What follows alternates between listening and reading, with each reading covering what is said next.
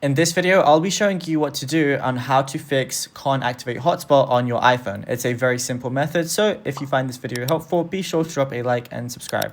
Now, it can be really annoying if you're not able to activate your hotspot on your iPhone, especially if you're trying to give that connection to someone else that's around you. So what you want to do firstly is actually make sure that you are on mobile data and that your Wi-Fi is also turned on. And you want to also just make sure that you're not on airplane mode.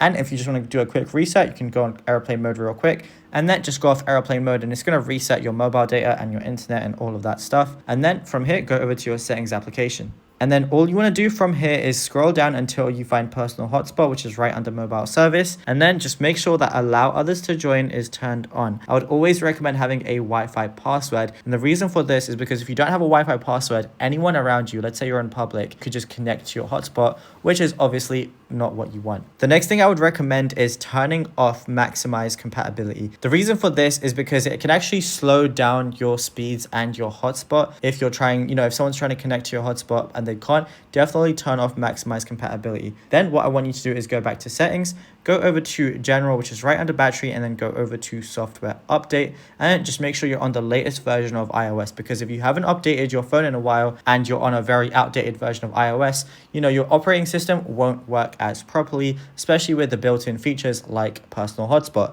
Then the next thing I want you to do is, while you're still in general, scroll down all the way until you find transfer or reset iPhone. Then once you press that, you're going to see reset at the bottom, and all you want to do is reset network settings. Now bear in mind, when you do this, it's going to reset absolutely all of your network settings, including any saved Wi-Fi passwords for when you're at home or anything like that. So just bear in mind that's what's going to happen, but it's just going to reset everything, and then after that your personal hotspot should be working.